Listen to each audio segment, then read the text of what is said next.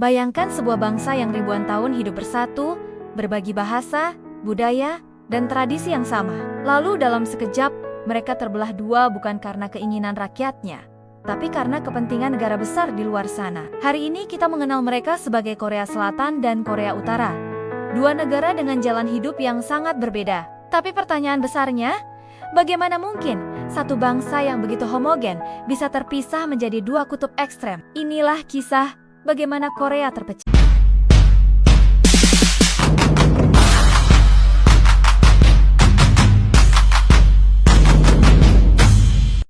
Korea sebenarnya sudah ada ribuan tahun sebagai kerajaan-kerajaan kuno mulai dari Goguryeo, Baekje, Silla, hingga Joseon. Meski berubah bentuk dinasti, identitas bangsa Korea selalu terjaga. Namun di abad ke-20, nasib Korea berubah drastis. Pada 1910, Jepang secara resmi menjajah semenanjung Korea. Selama 35 tahun, rakyat Korea hidup di bawah pendudukan militer Jepang. Bahasa Korea ditekan, sumber daya alam dikeruk, dan banyak orang dipaksa kerja paksa atau dikirim ke perang. Tapi penderitaan itu menumbuhkan satu harapan.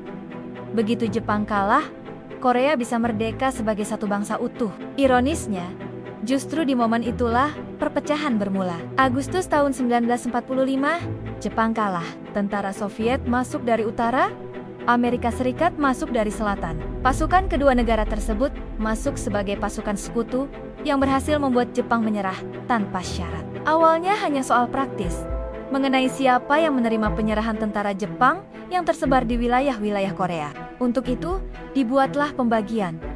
Soviet menguasai Korea bagian utara, sedangkan Amerika menguasai Korea bagian selatan. Pembagian ini dibuat berdasarkan arah kedatangan pasukan kedua negara tersebut. Dan hal ini maksudnya untuk sementara saja. Korea akan segera dipersatukan kembali lewat pemerintahan mandiri. Tapi di balik layar, Perang Dingin sudah dimulai. Amerika dan Soviet sama-sama ingin Korea mengikuti ideologi mereka. Utara diarahkan menjadi negara komunis, selatan diarahkan ke demokrasi liberal. Dari garis imajiner dua identitas ideologi ini, perlahan jadi batas politik.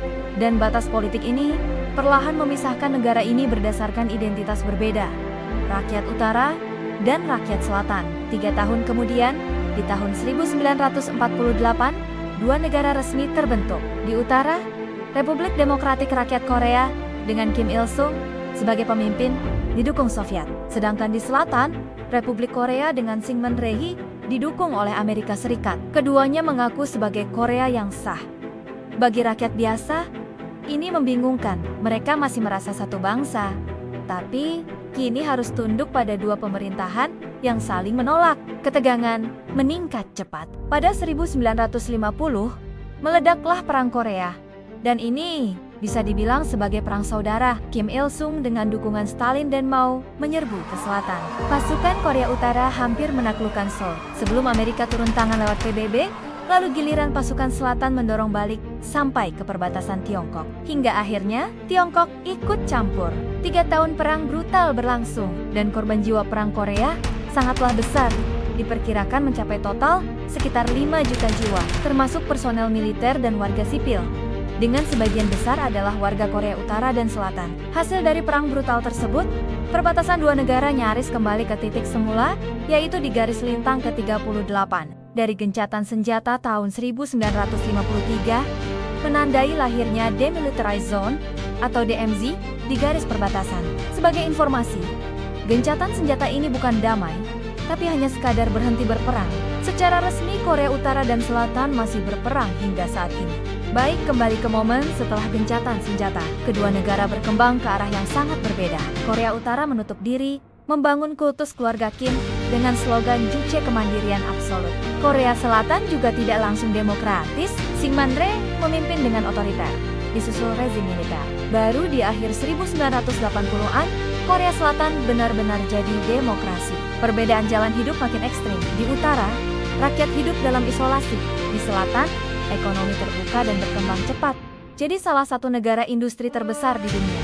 Dari awalnya sekadar pembagian administrasi sementara, perpecahan ini berubah menjadi dua identitas politik yang nyaris tak bisa disatukan. Bagi rakyat biasa, perpecahan ini berarti tragedi manusia. Ribuan keluarga terpisah, orang tua di utara, anak di selatan, tanpa pernah bisa bertemu lagi. Hubungan antar Korea hanya terjadi sesekali lewat program reuni keluarga, itu pun dengan syarat ketat. Di selatan, generasi muda tumbuh tanpa pernah mengenal sanak saudara di utara. Di utara, generasi baru hanya tahu cerita propaganda. Satu bangsa, satu bahasa, satu budaya. Tapi dua dunia yang sama sekali berbeda. Hari ini, garis lintang 38 bukan sekadar batas militer. Ia jadi simbol luka sejarah. Sebuah bangsa yang dulu bersatu ribuan tahun, kini hidup dengan dua identitas. Korea Utara tetap kukuh dengan rezim Kim. Sementara, Korea Selatan jadi raksasa teknologi dunia. Pertanyaannya, apakah suatu hari mereka bisa bersatu kembali? Sejarah mengajarkan, kadang perpecahan lahir bukan dari kehendak rakyat, tapi dari perebutan pengaruh negara besar.